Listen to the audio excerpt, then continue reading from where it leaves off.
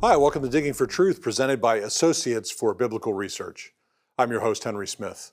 Today, we welcome our friend Ted Wright back to the program. Ted is the founder of Epic Archaeology, and he comes on the show today to talk about archaeological evidence from the New Testament era. Ted, welcome back to Digging for Truth. Good to see you, man. Hey, Henry, it's great to be back with you once again, brother. Okay, so today we're going to do Epic Archaeology's top 5 archaeological discoveries, or most significant archaeological discoveries, we should say.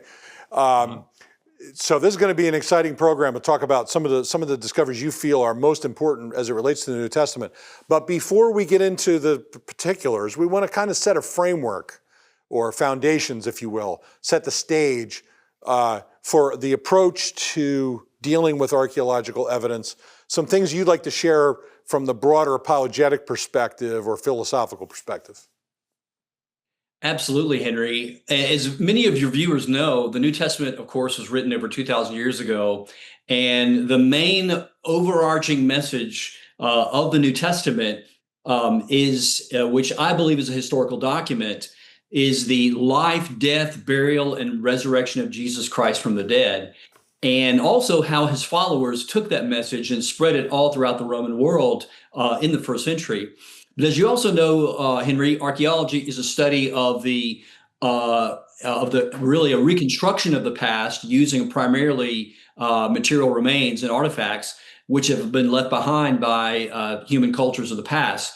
So from an apologetic standpoint, and even really from a philosophical standpoint, I would say, and I think it's important for people to understand and archaeologists have different opinions on this. This is my view, my particular view, that archaeology and history by themselves cannot prove beyond a shadow of a doubt that Jesus rose from the dead, because the resurrection really at the foundation is a miracle, and miracles can only happen if there is a God, if God exists, and if there's a supernatural being to perform miracles.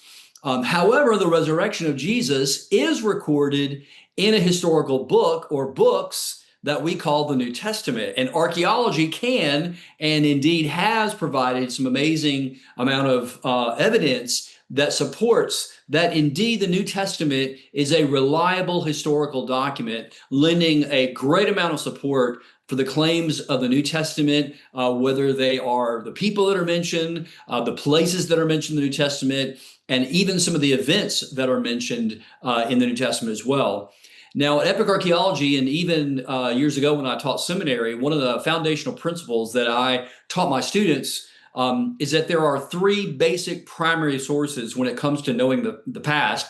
And if you think about it, the resurrection of Jesus is a historical event. So one of the foundational questions that we have to answer is, how do we know the past? So these principles that I taught my students is that we know the past through 3 basic primary sources. And basically, Henry, they are eyewitnesses, historical records, and archaeological evidence. Someone saw something happen, and then they write it down, whether it's on a piece of pottery, or whether it's a papyri, or whatever it is, they write it down. And then the archaeological evidence could be buildings, it could be inscriptions, or any other types of things like that. So really, that's what we're dealing with. We're dealing with these historical records and the archaeological evidence. And the New Testament claims to be written by eyewitnesses. In fact, as the Apostle Peter wrote in 1 Peter chapter 1, verse 16, Peter says, "For we did not follow cleverly devised myths when we made known to you the power and the coming of the Lord Jesus Christ." But Peter says, "But we were eyewitnesses of his majesty." So the New Testament is a historical document written by eyewitnesses. And if it was written by first century eyewitnesses, then we should expect to find details in the historical and archaeological record that does indeed verify that the things that they're writing about are actually true and grounded in reality. Well, that's a great exposition, Ted. Lots to expand on there. There's just the one thing I might build upon is the question of Jesus' resurrection, while a miracle, is a historical question. The question really is it true that A, Jesus was crucified by the Romans and put in a tomb, and B, is it true that a bunch of people saw him physically alive 3 days later, right? I mean, that's a historical eyewitness kind of question. It's a philosophical question too, in terms of can miracles happen? But the establishment of it as a historical fact has to do with the logic of what I just laid out there. So it's kind of interesting. I think sometimes people just think, oh, that's a miracle. Miracles don't happen. Science has disproved that. And they don't think through what the event actually is. Absolutely right. Well said, Henry. And the great British, writer C.S. Lewis, in his excellent book Miracles, in the very first chapter, writes this. He says, essentially, he addresses this very thing in chapter 1, as C.S. Lewis does. And I'm going to basically summarize what he says. Basically, he says that if I say I'm going to show you evidence that X, Y, Z are happened, and the evidence is that there was some kind of miracle. Well, if you're already predisposed that miracles can't occur, then no matter how much evidence I show you, then no amount of evidence is going to convince you that that miracle happened. And that is certainly the case. If you don't think miracles are possible, then I can show you all kinds of archaeological evidence, and you're not going to believe that. So from a classical apologetic standpoint, we first need to establish that God exists. And that's not what we're here to do today. We're here to look at the evidence. But I think it's an important point to make, Henry, that there is a God and there's really amazing evidence. You don't even have to go to any kind of scientific stuff. You can actually go to the scripture. Psalm 19, the heavens declare the glory of God. Paul makes the same point in Romans chapter 1. It says that since the creation of the world, God's invisible qualities have been clearly seen from the things that have been made, so that men are without excuse. So there's ample amount of evidence in God's creation that people can know that there is a God. And then we go to the historical record to see, is the New Testament giving us reliable historical information? This is where archaeology comes in. All right. Now, speaking of that, Ted, we're gonna introduce your first artifact here, your first most significant discovery, and that is just talk for a few moments here about Pontius Pilate. Your favorite discovery regarding Pilate is what? Yes, there are actually a couple, and I know this show is about the 5 significant archaeological finds according to Epic Archaeology. But let me just say that there's a lot of them I like. It's hard to pick just 5. I know, but I picked Pontius Pilate because back years ago, a group of Italian archaeologists were working in the city of Caesarea. There on the coast of Israel, and they discovered an inscription essentially built into the side of this Roman amphitheater that was used in a later purpose for the construction of this amphitheater. And it essentially contained an inscription with the name Pontius Pilate, the prefect of Judea. So that was, I forgot the exact year, but that was discovered there at Caesarea. And then years later, archaeologists excavating the city of Herodium, or not the city, but it was really kind of a building. I guess you could call it a city if you wanted to. It's really more of a glorified, it looks like a volcano that's King Herod built. This ring was excavated. I think it was in the 1960s, the late 60s. And that ring then went into a warehouse in Israel, but it had a Latin inscription on it. And so just a few years ago, a scholar was looking and reviewing some of the data and published that the ring actually contained the name of Pontius Pilate. So here we have 2 inscriptions containing the name of Pontius Pilate. And Henry, as many people who know the New Testament, Pilate was the Roman procurator that Jesus stood before when he stood trial in Jerusalem. So we've got external evidence archaeologically that Pilate existed. Now, not that we needed it, but we do have it. We also know that Josephus, I think, also mentions Pilate as well. So we've got an amazing amount of evidence that actually supports that this person did exist. Yeah, one of the most important New Testament inscriptions that there is, and worth mentioning. We've talked about it on the show before, but you can't help but put it amongst the most significant when it comes to the New Testament. I totally agree. Well, Ted, we're going to take a break, and we'll be right back after this message. Digging for Truth is produced and recorded in the studios of Lighthouse TV. Positively different.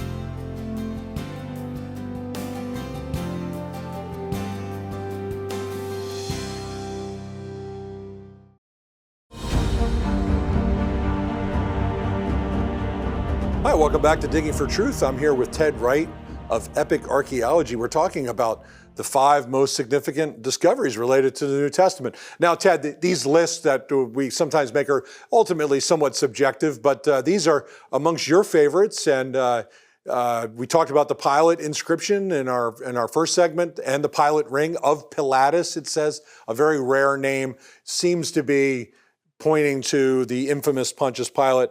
But we want to shift gears now. We had Pilate is involved in the execution of Jesus, but there's another character involved in that as well, and that is Caiaphas, the high priest. What do we know about him, and what kind of discovery would you like to share about related to the high priest? Sure thing, Henry. Yes. The next discovery I want to that I think is significant in New Testament archaeology is the Caiaphas ossuary. First, let's talk about what is an ossuary. It's sort of like a coffin, but a little bit different in the sense that Jews in the first century practiced what's called second burial. So they would put the body in the tomb, they would wrap it in cloth, linen, or whatever the case was, and then the body would then decay for about a year or so. And the family would get the bones, and they would have the body cleaned up from the flesh, whatever flesh was remaining on the bones, and they would put the bones in a stone coffin or a box that was about the size of your femur, sometimes a little bit larger. In 1990 in Jerusalem, there was a development that was happening in this place in Jerusalem called North Talpiot. I think I'm saying that correct. It's in the south of the old city in Jerusalem. And workers discovered a stone-cut hewn that was then identified. It was basically in the limestone cliffs and slopes of the Judean hills outside Jerusalem. And over the years, many other tombs have been discovered in the same area. But the tomb actually contained about 12 ossuaries intact in the tomb. Some were in situ, some were in place, others were resting on piles of other ossuaries. There were also a mixture of sherds and potsherds and broken bones scattered in it as well. But in one of the niches in this Caiaphas, now it's known as the Caiaphas family tomb, they discovered a very ornate ossuary featuring with patterns. There were actually 2. One was more ornate than the other, but there were 2 that had patterns on it. But these ossuaries were decorated in patterns featuring rosettes, these artistic forms, sort of geometrical forms that we actually see those almost exact forms. At least archaeologists have discovered some of these architectural features in the Temple Mount in Jerusalem that date to about the 1st century. So about the 1st century Temple Mount area. So this does the designs on it, but that's what not significant, Henry. That's pretty cool. But it was the name inscribed on the side of the ossuary that really caught the scholars by surprise.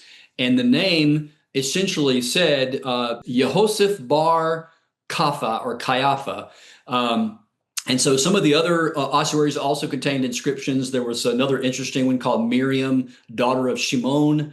But the Joseph Caiaphas, or the Caiaphas ossuary, actually had bones in it. And they tested the bones, and they contained the bones of a man in his 60s. So we know from Josephus, and we know from the New Testament. Of course, the New Testament calls him Caiaphas. Where you say, well, how do we know? Why do we think this is the Caiaphas from the Scripture? Because Josephus tells us that his name was Yehoseph bar Caiaphas, Joseph son of Caiaphas son of Joseph. So that is pretty close to an exact match. And the mentioned in Josephus, if anybody wants to look it up, is in Antiquities, Book 18, Section 35, in Antiquities of the Jews. But it's also, his name is also mentioned in Matthew 26, Luke chapter 3, John chapter 11, chapter 18, and Acts chapter 4. So this is amazing. This is an amazing discovery that we have very likely, Henry, the bones of the man that Jesus stood before. In fact, not only did Jesus stand before trial before Caiaphas, but the New Testament tells us that Caiaphas struck Jesus on the face. And this is just remarkable for ancient history. I mean, ancient history is, you get few and far between evidences, but not only do we have evidence that he existed, we actually have possibly, very likely, his physical remains. Yeah, and I've read enough about that it goes beyond Christian scholarship. I think most secular scholars who've examined this believe that this is a correct identification. So the evidence is very, very powerful for that. Yeah, it's hard not to include the Caiaphas ossuary. I'd like you, Ted, to introduce to us our next discovery, and that has to do with King Herod. We got about a minute and a half here, so give us a little intro to Herod's, the discovery related to Herod, and we'll pick up on the other side. Absolutely. I'll just give a little teaser. Several years ago, I interviewed Dr. Jody Magnus, professor at UNC Chapel Hill. She teaches archaeology. She excavated at Masada. And Jody told me on the podcast that I recorded with her that the discovery related to Herod is one of the greatest archaeological discoveries in Israel since the Dead Sea Scrolls, in her opinion. So in 2007, Israeli archaeologist Ehud Netzer had been looking for years. He had been excavating at the site of Herodium, which was actually built by Herod the Great. And it was an artificial mound with, it was a fortified palace overlooking Bethlehem. And Josephus tells us that Herod was buried at Herodium. He died at Jericho, but then his body was taken and buried at Herodium. And he had been looking for years and years. And then finally in 2007, Ehud Netzer discovered the actual coffin of King Herod the Great. Yeah, it's a remarkable discovery. Well, we're going to talk more about that in a moment, and we're going to go to a break. We'll be right back.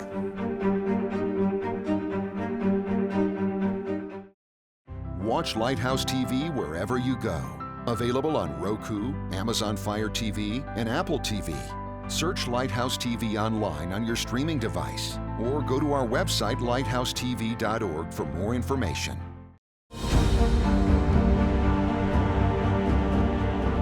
Hi, welcome back to Digging for Truth. I'm here with Ted Wright of Epic Archaeology. Okay, so we were talking about a coffin, particularly, or a sarcophagus, I like that word better than coffin, of Herod the Great, found at Herodium by Ehud Netzer. Give us a little bit more about that. I mean, what a discovery. We didn't find Herod's bones, but this is very comparable to the Caiaphas ossuary in terms of its importance.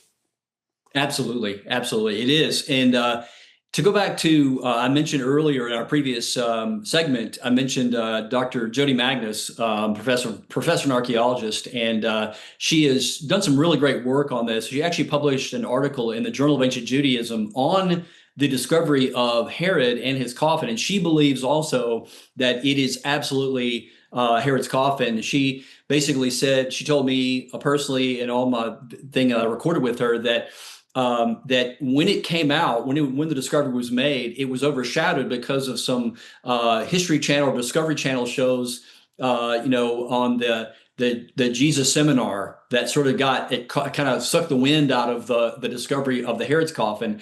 But she essentially says in this article that she wrote in the Journal of Ancient Judaism that we don't have a lot about what Herod thought about himself.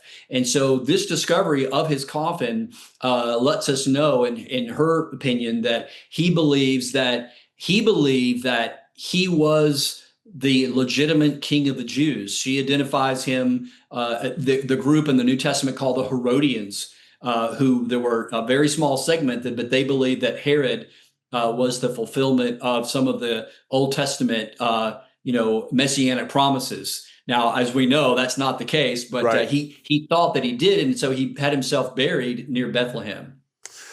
Excellent, excellent stuff. All right, we got to move on to the next one, and that is another one we haven't talked a lot about. This one I've taken a long time to consider, and I'm pretty persuaded by this now after years of consideration, and that is the James Ossuary. Tell us about it, Ted.